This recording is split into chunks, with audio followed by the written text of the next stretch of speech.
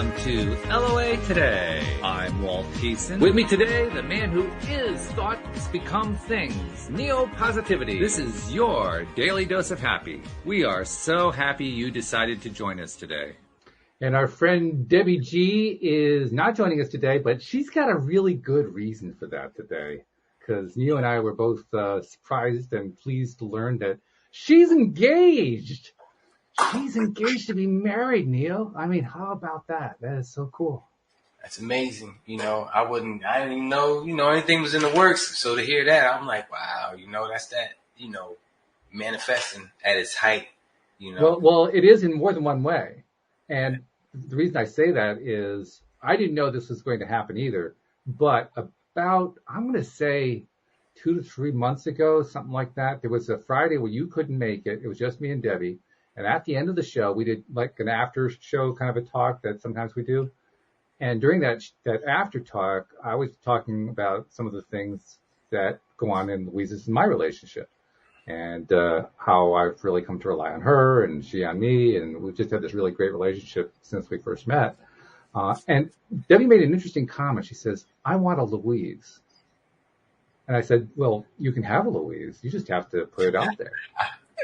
And so she said, okay, I'm going to do that. I'm going to put it out there. And what happens? She meets Joe Slaker, who is one of our listeners. He's also a Thai boot camper and a really good guy from everything that I know about him. I've been friended with him for a short time, so I don't know a whole lot about him, but he seems like a really good guy. And Debbie just got her wish. How cool is that? I mean, it'd be really messed up if it wasn't him, but I get what you're saying. How would I know who it was going to be? All I said was, apparently he matches Louise is all I can tell you, No, are you 100% that he's the one who proposed to her? Oh, yeah. Oh, I was going to say, because if it's not him. Oh, no. I know it's Joe. Yeah. In fact, I sent him congratulations too. Nice, dude. That's amazing. That is amazing. And that's the first time in a while where I've known both sides of the couple. That's pretty cool. Manifesting marriage is one of the most sought after things that, people go for. We've got 2 of them here on the show. I don't know if you know that Thursday, Alex King, she's engaged and she's going to be married 2 weeks from today. Nice. And Louise and I are going to the wedding. Yeah. It's in the air. Did you get a chance to hear when Debbie's going to do hers? I don't know. I suspect they probably haven't even figured it out yet because the engagement happened last night. Okay. Yeah. So it's brand new, and of course she and he are off celebrating and just enjoying the fact that they're now getting hundreds and hundreds of likes and loves from their friends and so forth on social media. And if there's anybody who really deserves it, it's Debbie. Let's be honest. She has been through a trip and a half in the last 10 years of her life or so, and this is a wonderful culmination for her. So yeah, mucho congratulations going out to Debbie. She earned it. She did. Definitely she really did. And that's not the only news we got going on, because you got some news too. Talk about what's going on with you. Oh man, it's I wanted to post this link for everybody. The craziest thing happened. We were talking about I think last week we were talking about my neighbor across the street and me seeing him as not even knowing who I was, where I should be seeing him as a fan at the very least. So fast forward, in this conference I'm going to be in next week, this competition, Smiles at Sea is holding a competition called Dentistry's Got Talent. And I'm going to be in this competition. And there was my dog barking. But anyway, out of all of the speakers, because there's 50 of us, out of all of the speakers, the speaker that brings in the most signups gets an iPad. And me falling into old me behaviors, like my neighbor across the street with the window doesn't even know I exist. I kind of like X that out of my realm, because I'm like, it's hard enough trying to get people to sign up for the summit, let alone something involving that has dentistry in the title. I don't know any like dentistry type people except for this crew that I've been seeing with this year. And never mind that it's as easy to manifest a button as it is a castle. We always forget that part. It just seems like the button is darn easy. So next thing you know, so the competition, I already have an iPad. I got a couple of them. So I don't need an iPad. So the speaker who has the most people that sign up to see them speak gets an iPad. I already have iPads, and it's hard enough trying to get people to sign up for the summit, let alone something else. So with those two things being the foundation of every thought that I have about this subject. I had to switch it up. And so, and it only took once. It was just one time. I was like, no, don't be like that. We were just talking about this last week. Don't be like that. Right. Mm-hmm. And so I ran a beautiful scenario, and no lie, the next day I get a phone call, a text message, and a picture saying basically that I should start to promote it more, get more signups. And I'm like, well, of course they're going to do that. They want more signups. Well, of course, yes. The convention wants more signups. Of course they're going to send it to everybody. But then they say, yeah, just make a real final push for the end. I'm like, yeah, that's what you're saying to everybody. That's what I would do. You know, of course, yes. Right. Then it says I'm in second place. Ooh. They said, yeah, you. So they're like, yo, you really need to make a push. If you. And I'm like, and you know what? It was a beautiful thing. It lit a fire underneath me. And I've been on cloud nine ever since, because the prospect of what the next 30 to 60 day holds is just insane. So the link, I'll post it up in here somewhere in a second in the chats.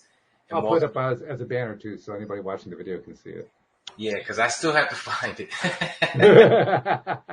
Well, I'll put it in the chat. I think I have it on my clipboard. Let me see if I got it here. I can put it into the chat. Yeah, here we go. Nice, thank you. Yeah, no, because it's on my phone everywhere. And so now I'm like, well, how do I get off my computer? So I just sent it to Debbie in Facebook chat. So I'm like, all right, let me get over there and grab it. Technology. And of course, podcast listeners can't see all this. So if you want to just enter the address, it's smilesatclive.com/Neil Positivity. Ooh, yeah. Just go there. You don't even got to come. I want you to come, but you don't even got to show up. Just sign up, get the sign. There's a man who doesn't need the iPad, but wants it anyway. Yeah. I'm actually thinking about giving the iPad away somewhere on one of the Summits channel, and just, name them like a sponsor of that. And, so I was thinking about how many people do different shares or likes or how do you add all that up? Once I figure out a way to calculate that across the board everywhere and actually come up with a winner, that's actually what I want to do with it. Very cool. So very cool. That'll be 2 weeks from now, because I'll be there next week and the week after that, and then I'll be back after that. So, and it's going to be insane.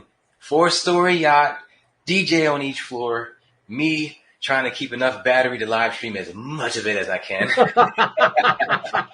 That is exactly what's going to be happening. Not this Sunday right here, but next Sunday. Right in my hand. Let's talk exactly about, what is this thing? I mean, we said what the URL is, smilesatclive.com/Neil Positivity. But what is this about? It is basically, I didn't know this. I'll give you a quick rundown. Look, my alarm for this is going off again.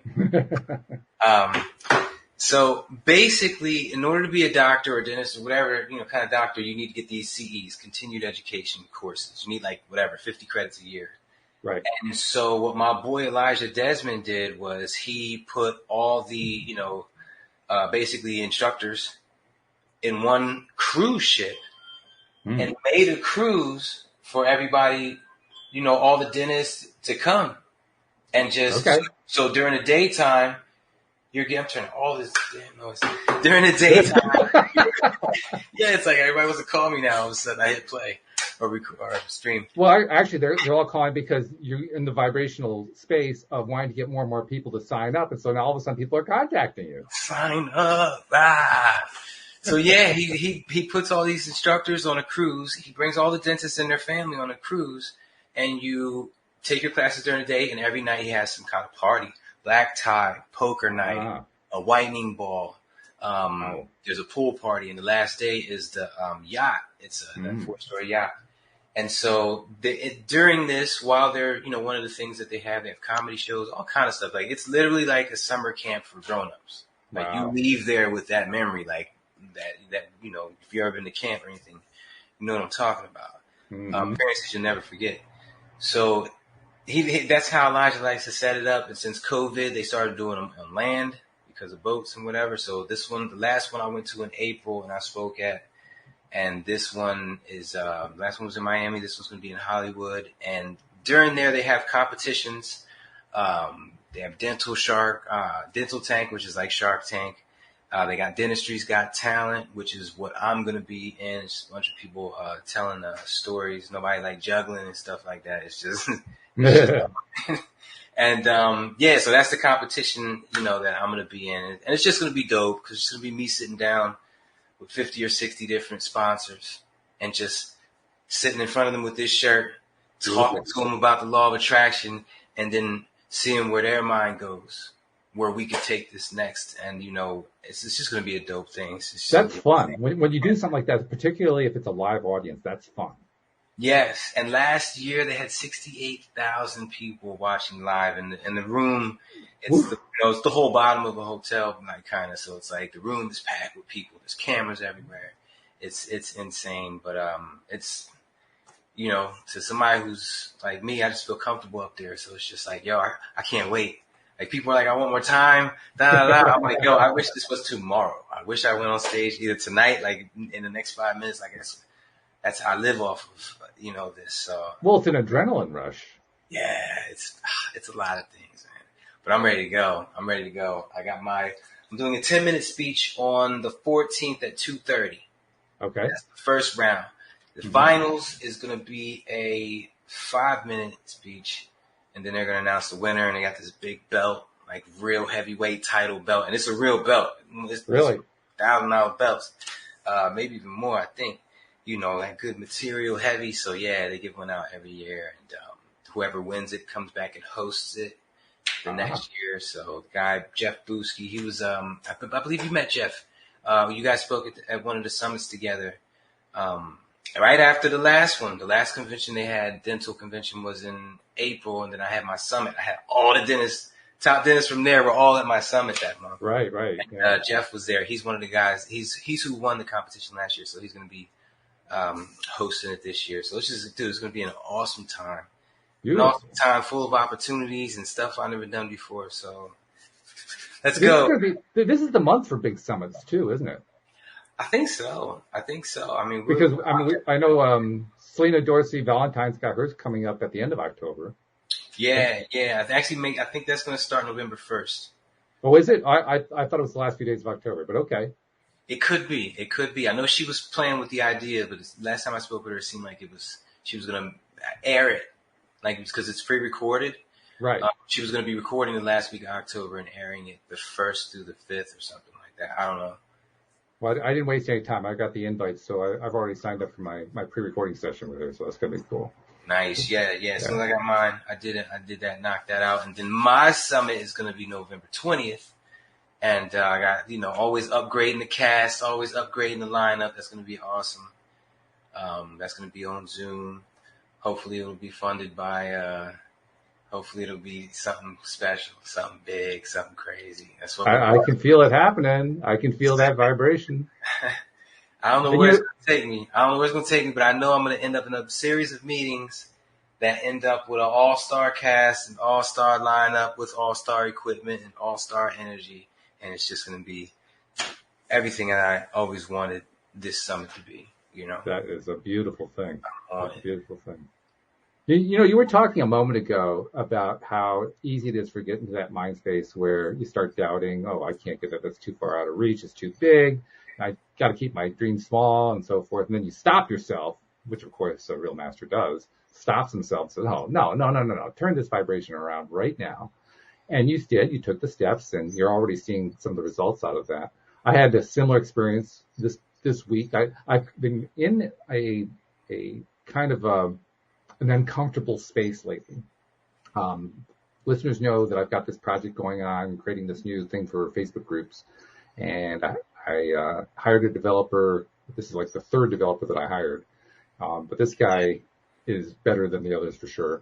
And he's in the middle of creating what they call an SaaS website, a software as a service website, that basically takes what we created as a proof of concept through the earlier developers and takes it to a space where it becomes like what would be something that people would recognize. Anybody who does business marketing maybe knows what a Hootsuite is. Hootsuite would be an example. Yeah, I used to use them. Yeah.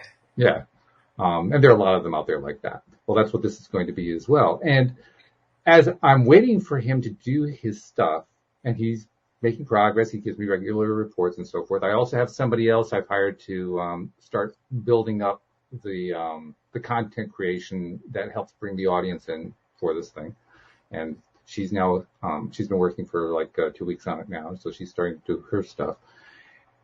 And I'm in a space where I talked about just the other day, what do I do next? And I started to freak out about that because I'm a doer. So many of us are doers in life, right? You know, particularly if we come to the law of attraction later on, you know, we just had a whole lifetime where we just felt like we had to do everything in order to get stuff done. Yeah. And now all of a sudden there was nothing to do. And I started to get uncomfortable. Yeah. I should be doing something, right? It took me a while to really shake loose from that and say, no, I don't have to do anything. This is a time to be. And immediately the other part of my brain was saying, no, it's not. Come on, get up. Go to work. Do something. Yep, there it is. Right back in action. That's right. Yeah. And I had to keep calm. I'm still working on it. I've got it fairly calm now, but it just wants to keep cropping up and saying, you know, oh, you should be sitting there. There's things to be done. Come on.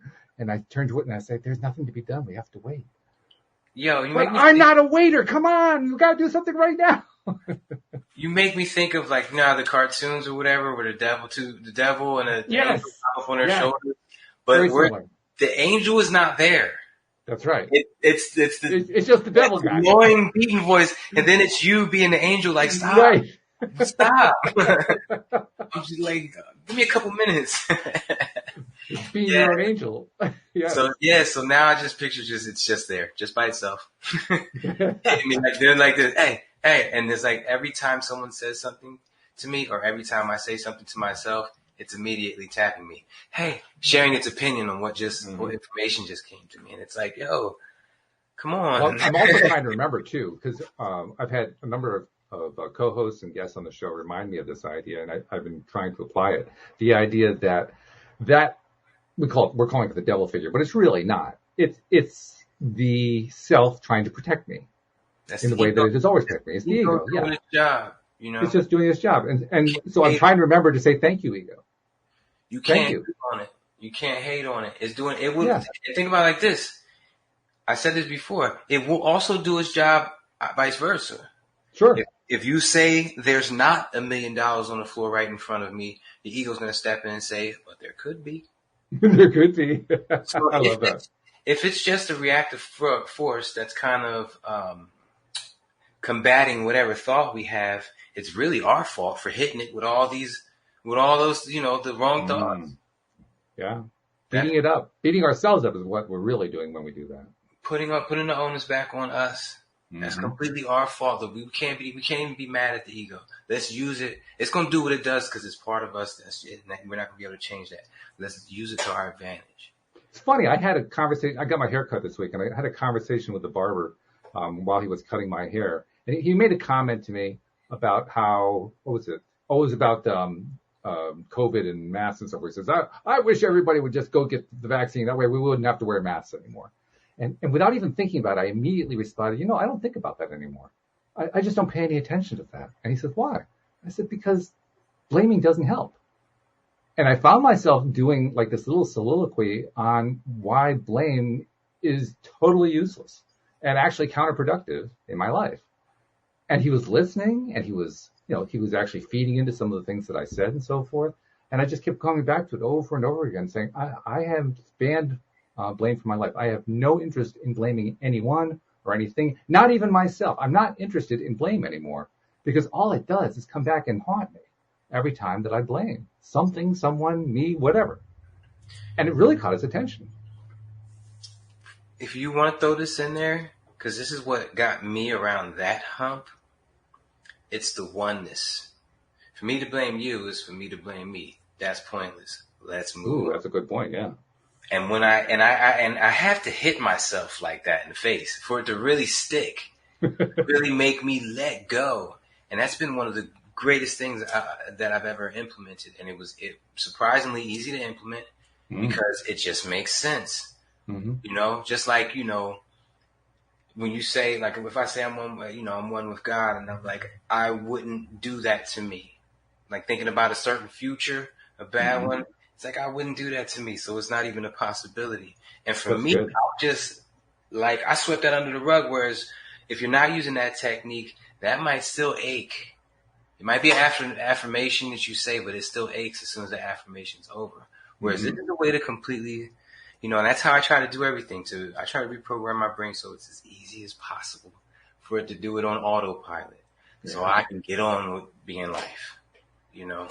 And that is the skill, by the way. That's the skill. Anytime that anybody wants to do something to remove a block or be able to attract what they're looking to attract or overcome a low vibe space that they're in or whatever, that's really what they're trying to do. What you just described. They're trying to find a way to reprogram their minds.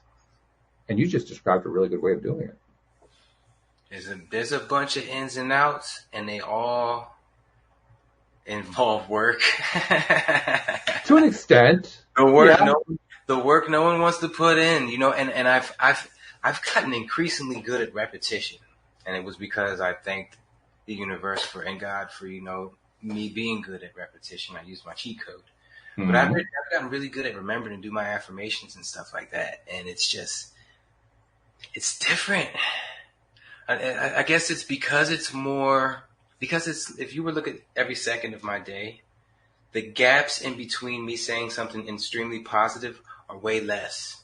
Yes. Therefore, it stands out more. Like maybe like if you're looking at a ruler and you got the quarter inch that stands out more. It's like kind of like that. And it's just a different experience. It's a different way of being. But that's the work that I'm talking about.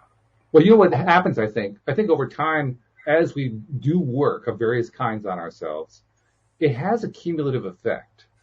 And that cumulative effect shows up as us just kind of by default falling into the places we want to be.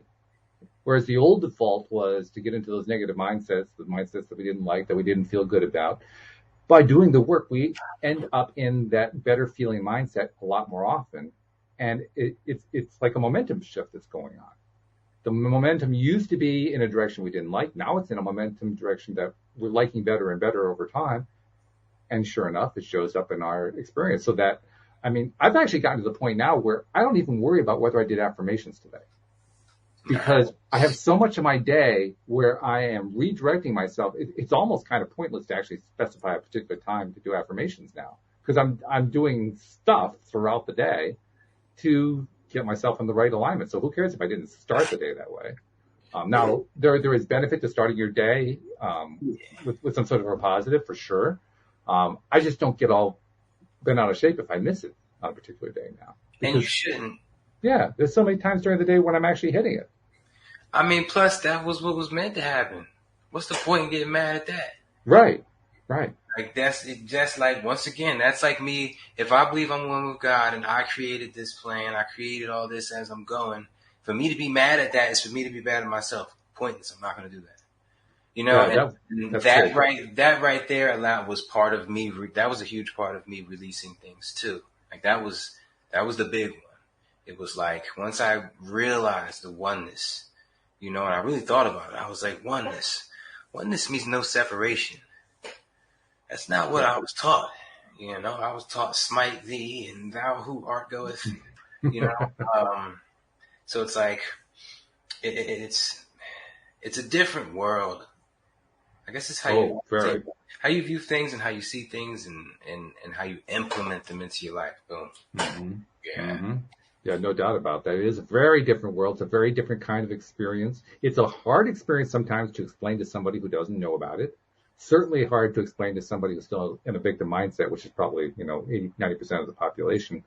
And as a result, not only is it hard to explain, but once you actually get there for some period of time, it's hard to explain to yourself. Like, there's a difference. Like, you don't have to, it's not like somebody has to take a poll of you to find out, do you experience that difference in your life now, Walt? No, you know for sure. But trying to explain it, trying to describe it, that's where it gets a little bit tricky sometimes.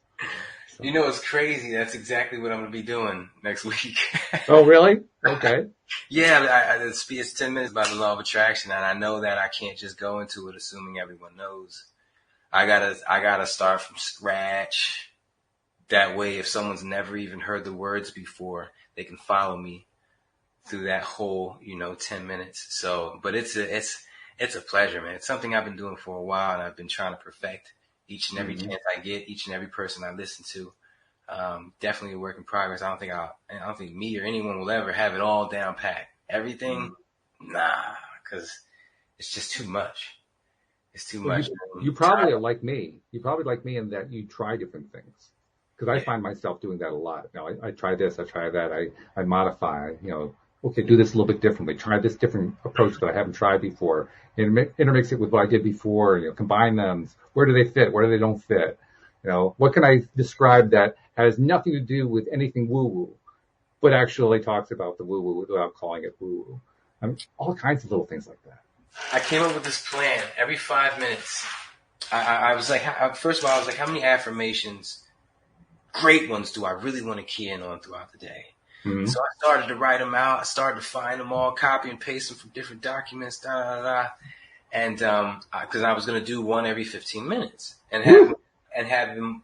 I was going to do it. I was going to put it on a paper for every 15 minutes. So that, let's say I came to this page and I looked at the clock and it was 3:15, and I went to this page at 3:15 and I did 3:15's affirmation. Got it. Okay. So that's how I had it laid out. And I ended up putting so many that I was like going every 10 minutes, every 5 minutes. So that's it. This is actually it right here. The ones are highlighted. Wow. But this is right now it's 4:28. I hope it's not an embarrassing one. Oh, thank you, life. Is my fourth grade. What I do is I see life in general as a being, and I'm just like, thank you, like yeah, it's nice right now, and it's just like a genuine thank you, and it's real humbling, and you feel something in you, and that right there, obviously manifests the future where I'm feeling that gracious again. So that was that. It's a really cool exercise, but you'd have to carry that paper with you. And depending on what time of day, you might get the same ones. I don't know. I'm trying to perfect it, but I definitely like having it here on my desk, because anytime I do see a clock or a time in this room, I go right to that paper, and I choose one. The big problem with that is the main ones I would need at this point in my life versus last week or 2 weeks ago or 10 months ago. The ones I need always change, and I might not be getting them every day. Mm-hmm. So that's the only bad part about this one. But in the spirit of getting better, it's a start, I'm always looking for that next mental exercise that's really going to hit home for me, format-wise, that I'm not going to get tired of, and after 2 days I don't do it anymore, like something like that. It's funny that you're describing that, because what you're describing is a process that you've worked out in advance. You actually have like a script sort of. You have a menu of things that you're going to follow. Oh, I'm going to do this at this time, and so on and so forth. And that's a great approach. I know for myself, I've never really liked pre-programmed stuff. I've tried to set it up, and I would give up on it instantly because it just didn't resonate at all. It didn't feel right to me.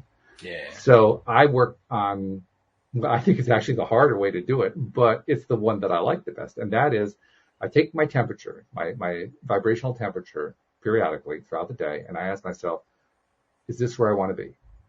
And often it's not. And if it's not, then I ask myself that $1,000 question. Okay, what are you willing to do in order to raise it? And that's the harder way to do it, because I don't have a pre-programmed answer to that.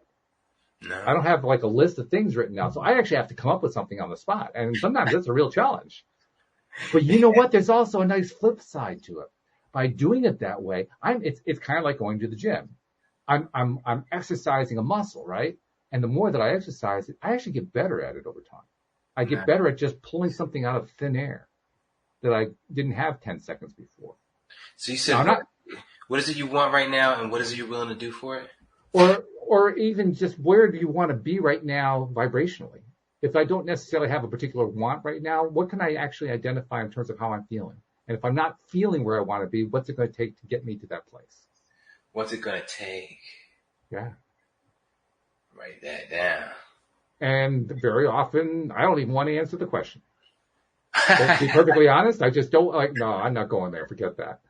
But even just by asking myself the same question over and over again, I still keep coming back to it. And so finally, it's like the ego says, okay, I give up.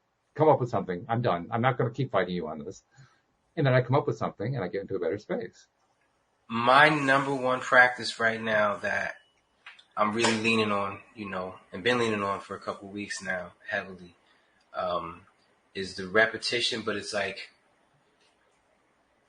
basically, when I do get that wake up, walking down the hallway towards the kitchen, I get, you're not thinking about nothing. And then all of a sudden my body's like, wake up. And I'm like, ooh. I'm like, yeah, let me do a mental exercise. And so that's that wake up. And so try to manifest as many of those as you can.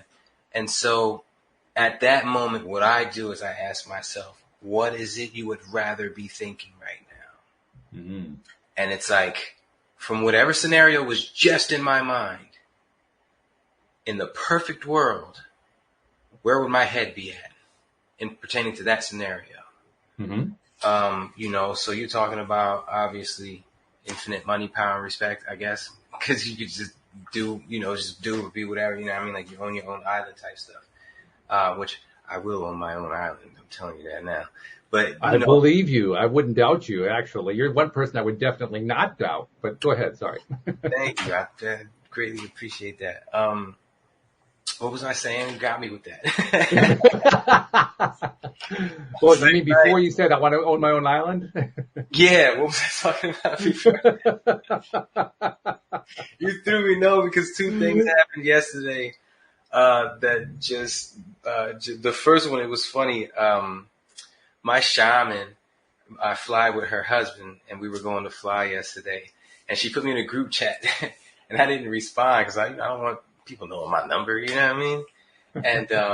And we were laughing about it yesterday. I went to his house because we were going to go fly. And she came out. We were laughing about it. He was like, yo, babe, you can't be giving people his number. He's a celebrity now. You can't just give his number out like that. Mm. And it just got me, man. I was like, I was laughing. But I got that, that feeling like I just got right now. And it was beautiful. And then, like, literally on the way to go fly, I got the phone call that was saying, yo, you're in second place. Oh, wow. Yeah. Make that push. And I was like, oh, that was 2 in a row. And then, like, you saying that was like, boom, let's go. Let's do this every day. Somebody. And how appropriate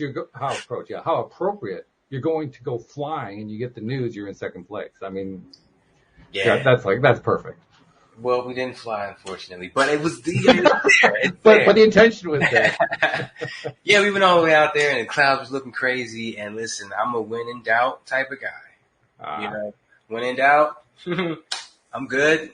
Not even going to chance it, especially when I'm dangling from some strings. Yeah. So, yeah. I was talking about something about the confidence, I think, in the look.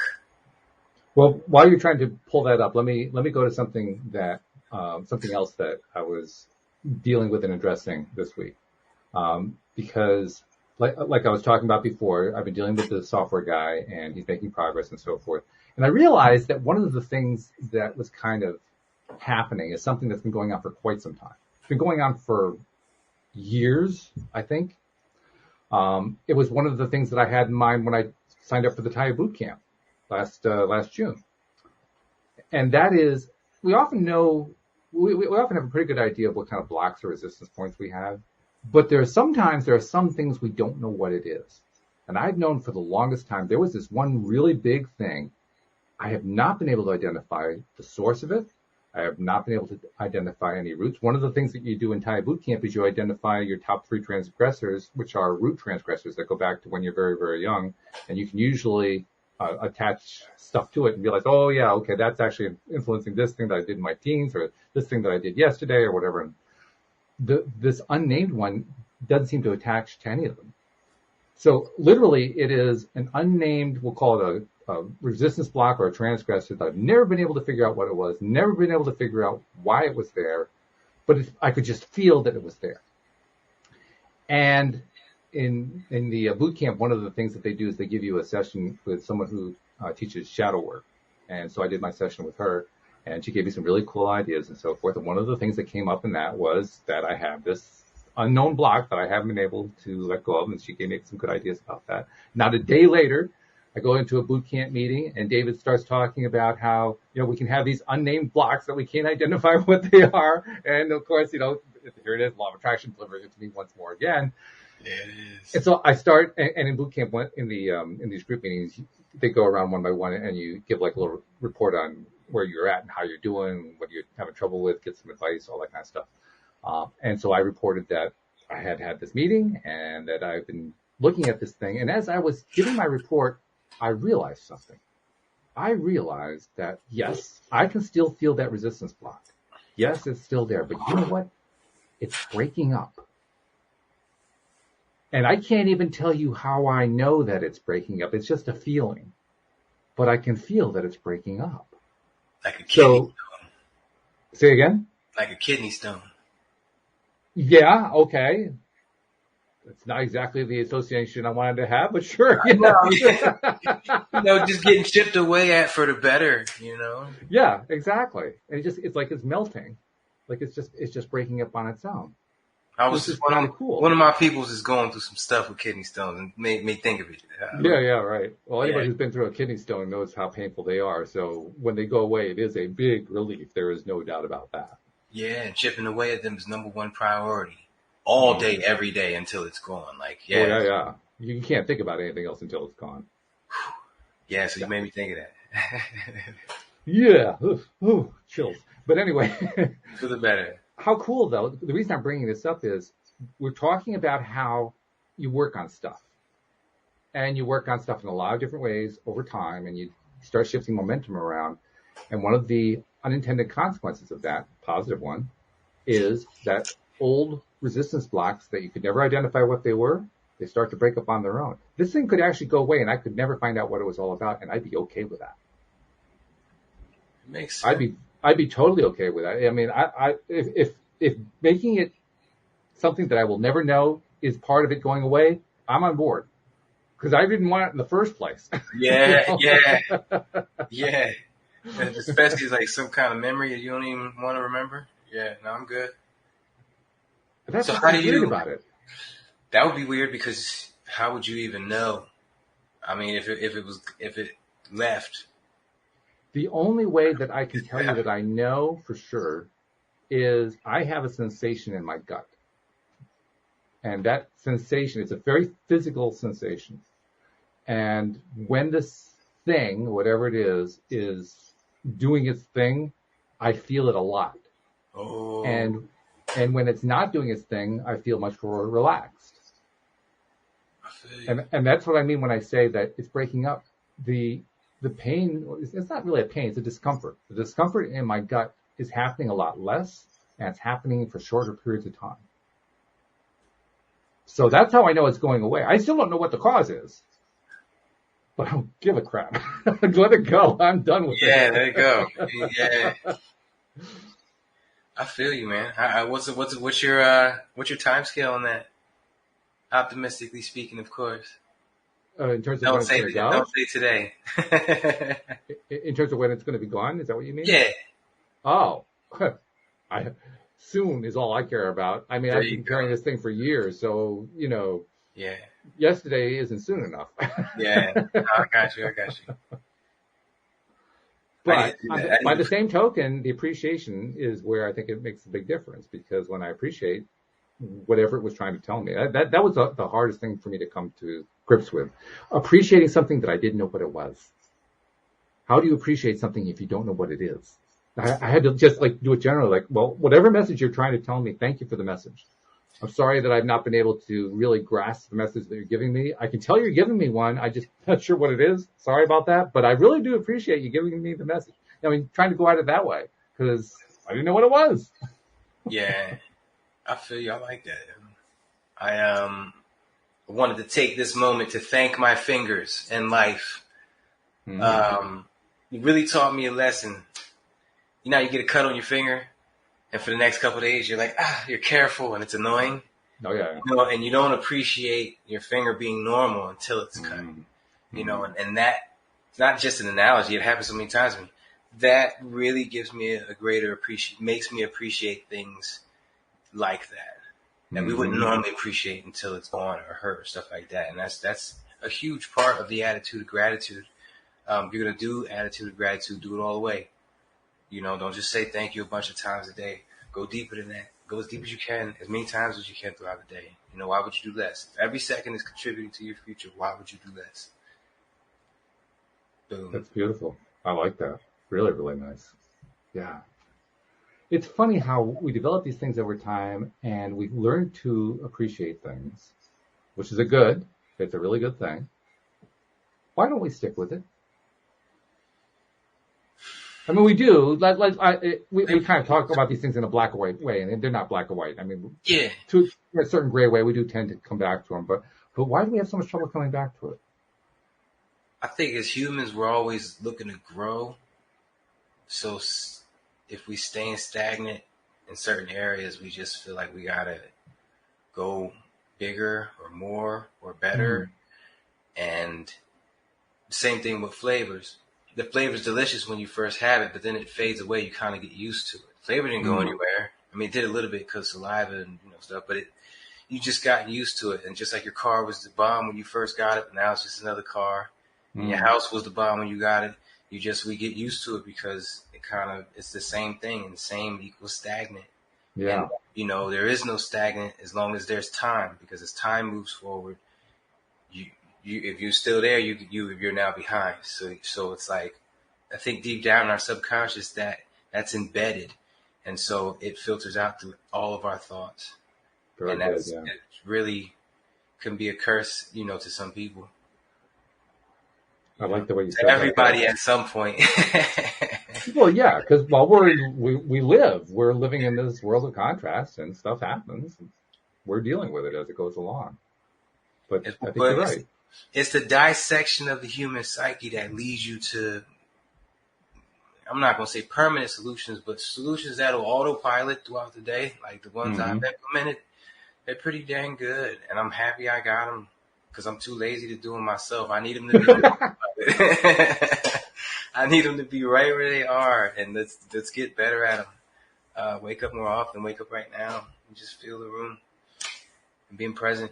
I'm thankful to be here with you doing this, That is a powerful thing. That's something that I realized also we don't talk about as much as we could. And I was noticing it in boot camp too. Boot camp is wonderful. Don't get me wrong. I mean, there's a lot of great stuff you get out of it. But it's an interesting kind of a paradox because the name of it is TIA Boot Camp. TIA stands for Trust Your Abundance. And like most methodologies, like most modalities where we're trying to learn how to apply this thing and work on how to apply it to our own lives, we're focusing on all the stuff that was giving us trouble and here's how it's helping us out and so on and so forth. But we don't actually tend to spend a whole lot of time talking about the abundance part, which is kind of odd when you think about it, especially since in that case it's actually in the title. But then it's not just TIA; it's all over the place. We want to get into this place of feeling good so that we can have the lives that we want, but we don't spend a lot of time talking about those lives. We don't spend a lot of time talking about what it would feel like to be in that place. You just mentioned, kind of in a tangential way, how you like to take a moment periodically throughout the day and get into that feeling mode. And that's wonderful. That's a good thing. But why don't we talk about what that feeling is actually about? What's it going to take for us to say, well, for me, that abundance feeling is when my software is done and it's actually out there and people are buying it up, and now all of a sudden this money's coming in, and now I've got a level of freedom I didn't have before, and I'm using that freedom to go travel more with my wife, and we're actually doing conferences, and we're actually building programs to help more and more people. I mean, that's the abundance side. You know what's the depressing downside about every single thought you have? Is that at the end of the day, it's just a fairy tale. And it's going to lose to the current moment. You're coming back here. And I think that's part of it. A lot of people I know, a lot of people I talk to, and clients and stuff like that, they don't want to see that. I mean, I guess in the deep down inside they do, but for me to ask someone to envision themselves at a cruise, it's kind of like they don't want to do it. Mm-hmm. They'll fight you on it even. And because they know that at the end, they're going to be right back here. And they know that, secondly, the worst monster they've ever met, their ego is going to step up and say, no, you can't. What are the chances? Have you ever done that before? And so they're like, yo, if it's such a negative place, I'm not even going to go there. And that, I think that's why people don't want to live in that space. But if that's the case, which it is, the ego's going to do what it do. Find a way around it. Find different ways to play make believe. And if you have to force it, force it. And by force it, I mean, if you're going to picture yourself in the Bahamas and the ego kicks in and says, what if, you kick it to a side, shoo it away like a child's antics. Not like a heavyweight boxer. Mm-hmm. Shoo it away like a dog that's just barking while you're trying to watch the football game. And then move back to your scenario. Get back to it. And that's the key part. And then stay there. Live there. You got to trick the ego. Ask yourself questions. How would it feel to be in the Bahamas? How would it feel to be in the Bahamas with unlimited money? Your brain's going to answer that question. The ego's going to shut up and let it get answered. Now you've just felt good and watered the seed of being in the Bahamas with unlimited money, and but it's going to take more than one time doing it. Obviously, to whom much is given, much is tested, but it's definitely a foundational piece of how I do it. That's how I've been doing everything. I love that. Interesting too that you mentioned the Bahamas in the Caribbean, because Neville Goddard, who talked about assuming the feeling of the wish fulfilled, his family came from Barbados. Nice. And actually, his remains are buried on Barbados. And feeling is the secret, right? Feeling is the secret. That's one of his books, right? Yeah. You talking about him. I had a list of 5 books that I want to get through. I got through the first 3. The Science of Getting Rich, The Power of Your Subconscious, and Just Ask the Universe. And I got Neville Goddard, Feeling is the Secret, and Ask and is Given. Abraham Hicks. Yeah. So that's my list. So that's right. That's the next right there. But Neville really had it. I mean, he simplified it down to just one thing. Create a little scene in your mind about what the end result is once you finally get the thing that you're looking for. What does that feel like? What is the experience like? And he made, I don't remember if it was in Feeling is the Secret or one of his other books, but he made the illusion of the difference between seeing yourself climbing a ladder and seeing yourself actually walking up to the ladder and walking up the rungs of the ladder with your hands up the side of the ladder. It's two different ways of feeling it. One's more of a distant feeling. The other one's a hands-on, I'm in the middle of it kind of a feeling.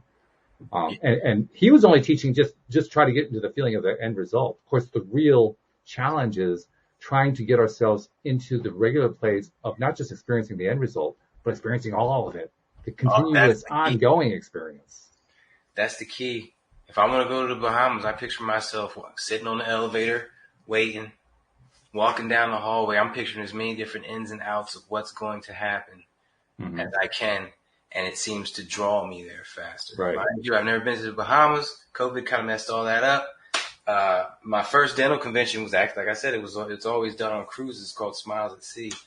It was supposed to be at the Bahamas, but COVID came and shook stuff up. The way only COVID could have done. It was very good at it. But does that stop you from going back and revisiting that feeling? Heck no, man. That is just awesome. Any chance I get. What stops me is all the chatter. And even though the chatter, and then my chatter is good. I've got a program I'm in a good place, but it's still chatter. It's still taking me away from envisioning myself winning this belt next week. The chatter. So it's like, even if it's not bad, it's still, I still could be putting my eggs in, like I always say, drops of water in different flower pots. I'm still putting my drops of water in flower pots that I should be putting them in a different flower pot. But it was meant to happen the way it happened. All I can do is learn, go forward, and spend. And we're all doing the best we can at any given time. Spend my next moments. Yeah. Whatever headspace I want to be in. I do know that the more time that I spend trying to imagine that end result, trying to put myself feeling wise, and I don't always get there, but that doesn't stop me from trying the next time. I still try to do it the next time and the next. The more that I do that, an interesting thing happens. The more I build out the scene. Have you experienced that?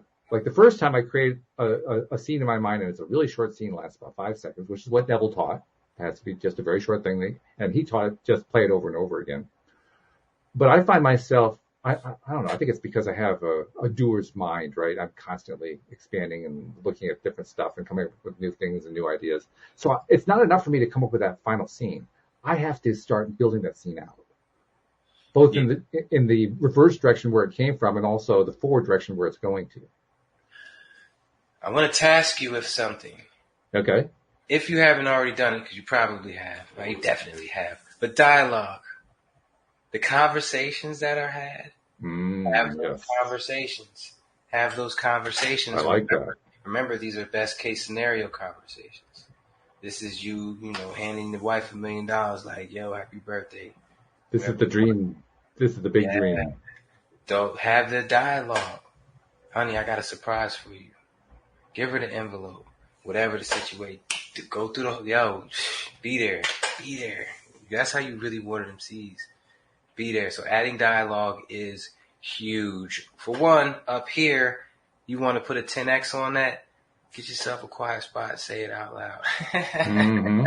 Mm-hmm. Let me tell you something, saying stuff out loud, it's a game changer. It's an amplifier. It's a beast. Why do you think it is so much more powerful? Why is it such an amplifier to say it out loud? I think when you're saying it, you're blocking out a lot of the voices that could be behind other voices. Where you're thinking it and the ego's trying to kick in, and then your subconscious is you got all these things come fighting each other. Whereas when you say it, you're like shutting all that down or most of it down, and you're just out with it. But I can't help but feel that there's something else. There's something else in that process that just rocks it home for you. I think there is something else, and you're right. I would have trouble answering my own question. What makes the difference? I'm not really sure, but there is a difference. There is definitely a difference when you say it out loud. It's almost like you're making it more real for yourself when you say it out loud. Like you believe it better because you said it rather than just thought it. Thought it, it's easier to dismiss the thought. Saying it, well, that took some time. That took some energy to do that. How about this? That when you say it out loud, it kind of feels like the first time you say it out loud, it kind of feels like the first official time that this idea is making it into the physical realm. And that's a huge step. I think it might have something to do with that. And every time you say it out loud, you feel like you're contributing because it's getting, the seed is getting watered. You're thinking about it a lot in your mind, and it's still on the imaginary side, the side you don't want it to be on. You want it to be on the physical side of things. So every contribution you can to put it into the physical side, even starting with just your voice, I think that might be it. I think that might be the strong, because that's energy. You're literally teleporting it from just a dream to its first form of physicality, which is, the voice, the passion. And then you just keep saying it, and then it's just like there. I think there's another piece too that you just cued in my mind by saying what you just said, because I love what you just said. The second piece that I'm thinking of is when you speak it, there's a phrase, you speak it into reality, right? Mm-hmm. And that speaking it into reality, I think what it helps to do is actually fill in the gaps of that image you were trying to create in that end scene.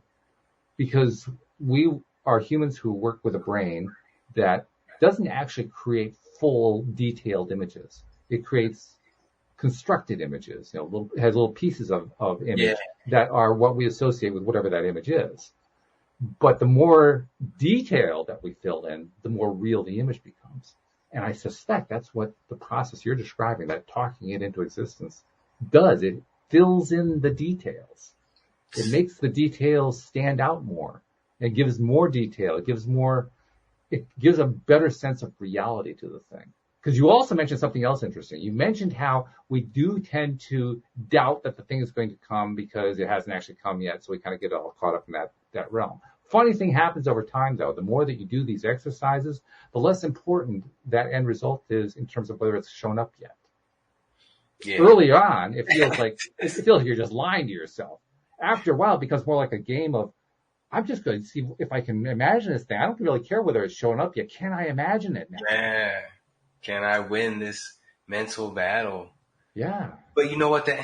And it's the pride in that win that drives me. If you're not really that interested in working on self because you got a big project at work and such is happening at home, you might not feel it as much, but I encourage everybody to get to that point where they're like, it makes you feel good to win these little mental battles, these little mental struggles where the ego steps in and you guys have your little clash and you come out on top. Those enough of those produce a better life regardless of what toys you get.